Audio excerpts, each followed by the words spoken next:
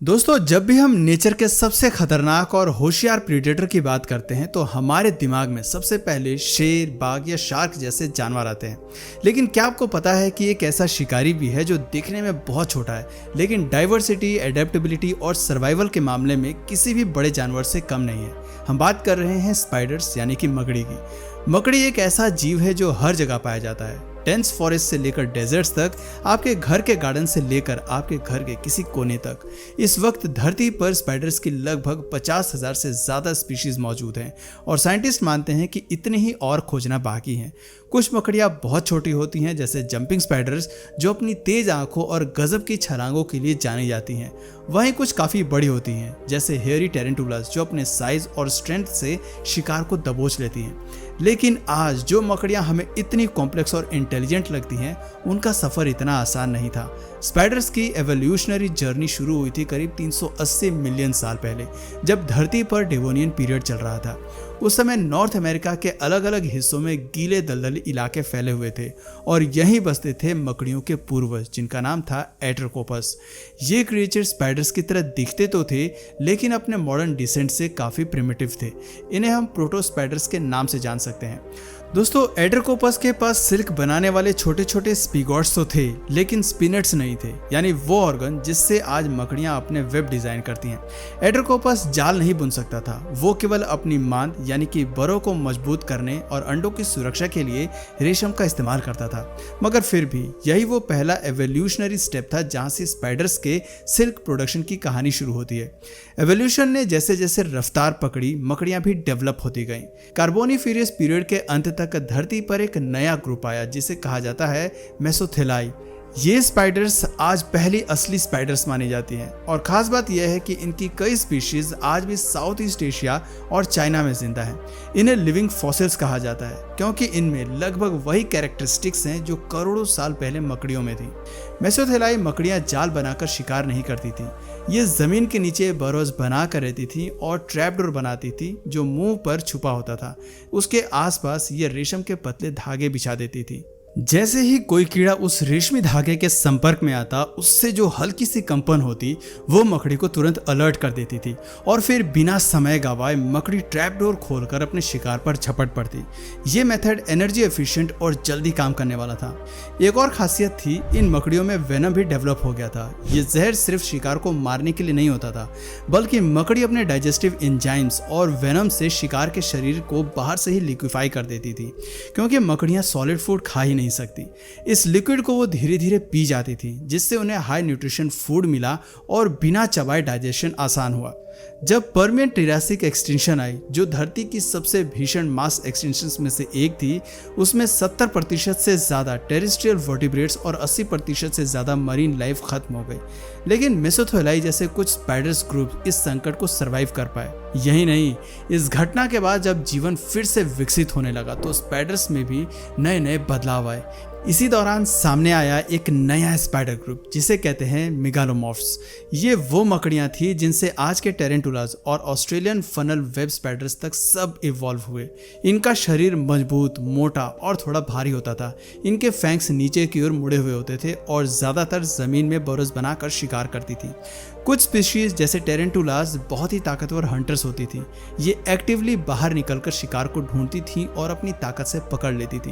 लेकिन स्पाइडर्स के एवोल्यूशन का असली गेम चेंजिंग मोमेंट आया जुरासिक पीरियड में, जब धरती पर डायनासोर्स का राज था। उसी समय एक नया और एडवांस स्पाइडर ग्रुप इवॉल्व हुआ, एरेनोमॉर्फ्स। आज दुनिया की ज़्यादातर मकड़ियाँ इसी ग्रुप की डिसेंडेंट्स हैं।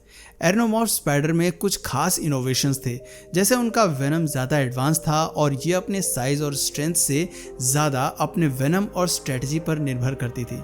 इनका वेनम सबसे पहले नर्वस सिस्टम पर हमला करता था, जिससे शिकार तुरंत लकवाग्रस्त हो जाए। एरेनोमॉर्फ्स की सबसे अनोखी खासियत थी उनके स्पिनर्स, जिनके जरिए मकड़ियाँ कॉम्प्लेक्स और सुंदर जाल बनाना सीख गईं। ये वो समय था जब मकड़ियाँ पेड़ों के बीच परफेक्ट ज्योमेट्रिक ऑर्ब वेब्स बनाने लगी, जो उड़ने वाले कीड़ों को फंसाने के लिए डिज़ाइन किए गए थे। जाल बुनने की ये स्किल स्पाइडर्स को एक अपर हैंड देती थी। ये बस एक जगह बैठकर अपने जाल के जरिए दुनिया का सबसे सटीक अलर्ट सिस्टम बना लेती थी। जब क्रिटेशियस पीरियड आया तो बड़ी संख्या में कीड़े जैसे मॉथ्स, बटरफ्लाइज और बीज इवॉल्व होने लगे। मकड़ियों ने भी अपने जालों की तरकीबों को एडॉप्ट किया, कुछ स्पीशीज जैसे ऑर्ब वीवर्स पेड़ों में गोल ज्योमेट्रिक पैटर्न वाले जाल बुनने लगी। दूसरी तरफ ब्लैक विडो जैसी मकड़ियां इररेगुलर टेंगल वेब्स बनाने लगी जो बुशेस और ग्रासेस में परफेक्टली कैमोफ्लेज हो जाती हैं। क्रिटेशियस के दौरान मकड़ियों के कई फॉसिलाइड फॉर्म्स हमें एम्बर में मिलते हैं जो ये दिखाते हैं कि कई एंशिएंट मकड़ियां आज भी स्पाइडर्स जैसी ही दिखती थी। जब 66 मिलियन साल पहले KPG एक्सटेंशन हुई जिसमें डायनासोर समेत बहुत से जीव खत्म हो गए, तब भी स्पाइडर्स बड़े नंबर्स में बची रहीं और ये फिर से नई दुनिया में ढल गईं और अपनी एवोल्यूशनरी जर्नी को आगे बढ़ाया।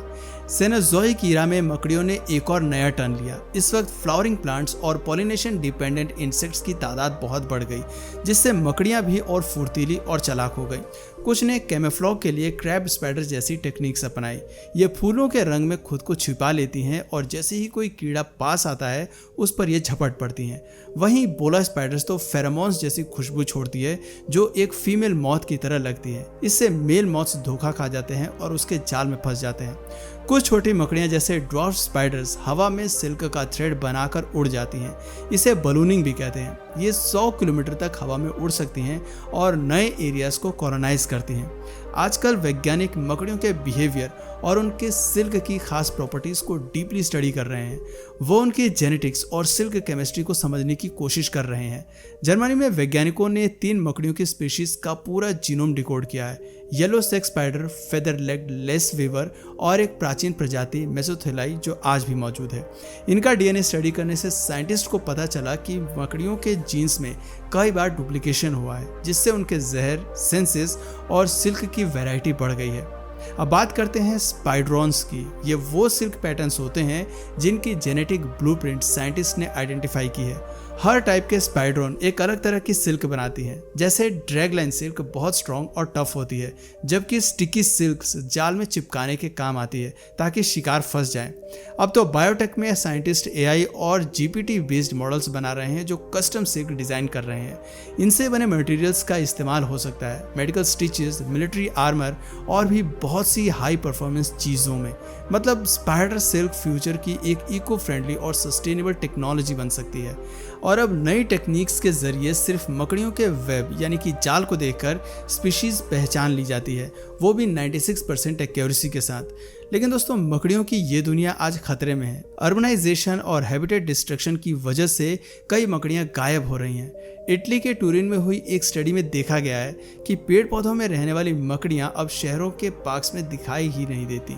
अब सिर्फ वही स्पीशीज बच रही हैं जो हार्श कंडीशंस में भी एडजस्ट कर लेती हैं, जैसे नॉर्थ अमेरिका की जोरो स्पाइडर्स जो टेरिफिक नॉइज और बिल्डिंग्स के वाइब्रेशंस तक सहन कर सकती है। दोस्तों स्पाइडर्स को बचाना बहुत जरूरी है। वो सिर्फ इंसेक्ट हंटर्स नहीं है बल्कि नेचुरल पेस्ट कंट्रोलर्स हैं, इकोसिस्टम का बैलेंस बनाए रखती हैं और फूड चेन में एक इम्पॉर्टेंट रोल प्ले करती हैं। 2024 के एक रिव्यू के मुताबिक दुनिया में स्पाइडर्स की 114 से ज़्यादा फैमिलीज और 47,000 से ज़्यादा स्पीशीज रिकॉर्ड की जा चुकी हैं और ये बायोलॉजी, मेडिसिन और मटेरियल साइंस में भी इंस्पिरेशन बन चुकी हैं। लेकिन अगर हम उनके फॉरेस्ट, ग्रीन कॉरिडोर्स और नेचुरल होम को नष्ट कर देंगे तो हमें बायोडाइवर्सिटी की बहुत बड़ी कीमत चुकानी पड़ेगी। आज यूरोपियन गार्डन स्पाइडर स्विट्जरलैंड में सिर्फ 1% बची हैं और एपोमास्टस ट्रैपडोर स्पाइडर तो लॉस एंजलिस से पूरी तरह गायब हो चुकी हैं। तो अब ज़रूरत है हम ग्रीन अर्बन जोन्स को आपस में जोड़ें, केमिकल पेस्टिसाइड्स का यूज़ कम करें और मकड़ियों के नेचुरल हैबिटेट्स को रिस्टोर करें। वैसे मकड़ियाँ काफ़ी एडेप्टिव भी होती हैं। स्ट्रीट लाइट्स और बिल्डिंग में भी ये सर्वाइव कर रही हैं। मतलब ये कि मकड़ियाँ सिर्फ सर्वाइवर नहीं हैं बल्कि ये एवोल्यूशन की मास्टर इंजीनियर्स हैं। इन्हें नेचर का ऑलमोस्ट परफेक्ट प्रीडेटर भी कहा जाता है। सोचिए एक छोटी सी मकड़ी ऐसा वेनम बनाती है जो मेडिसिन में काम आ सकता है, ऐसा सिल्क बनाती है जो स्टील से भी स्ट्रांग होता है और इतने फाइन तरीके से जाल बुनती हैं कि साइंटिस्ट उससे इंस्पिरेशन लेकर रोबोट्स और स्मार्ट मटेरियल्स बना रहे हैं। दोस्तों डेवोनियन ईरा की गीली दलदलों से लेकर आज की ग्लास बिल्डिंग्स तक मकड़ियां हर दौर में अपने आप को बदलती रही हैं। हर जनरेशन में वो स्मार्टर और बेहतर होती गई। ये सिर्फ नेचर का क्रिएशन नहीं है, ये फ्यूचर टेक्नोलॉजी की आर्किटेक्ट्स भी हैं। तो अगली बार अगर आप अपने कमरे के कोने में या किसी पेड़ के नीचे मकड़ी देखें तो डरिए मत। उसका वहाँ होना ये बताता है कि नेचर अभी भी जिंदा है और बैलेंस में है। दोस्तों अगर आपको ये मकड़ियों की जर्नी पसंद आई तो वीडियो को लाइक करें और चैनल को सब्सक्राइब जरूर करें और कमेंट में बताएं कि आपको मकड़ियों की कौन सी क्वालिटी सबसे यूनिक लगती है। Thanks for watching.